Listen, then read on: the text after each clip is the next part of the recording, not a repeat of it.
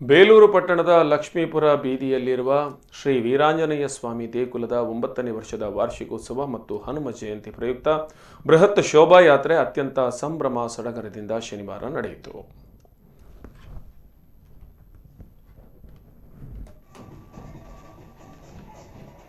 ದೇವಸ್ಥಾನದಲ್ಲಿ ವಿಶೇಷ ಪೂಜೆ, ಹೋಮ ಹವನಗಳು, ಮಹಾಗಣಪತಿ ಪೂಜೆ, ಅಭಿಷೇಕ, ಶ್ರೀ ಭವಮಾನ ಯಾಗ, ಪೂರ್ಣಾವತಿ ರುದ್ರ ಮಹಾಯಾಗ ಹೀಗೆ ಹಲವಾರು ಪೂಜಾ ವಿಧಿವಿಧಾನಗಳ ಮೂಲಕ ಶ್ರೀ ಆಂಜನೇಯ ಸ್ವಾಮಿಗೆ ಪೂಜೆ ಸಲ್ಲಿಸಲಾಯಿತು.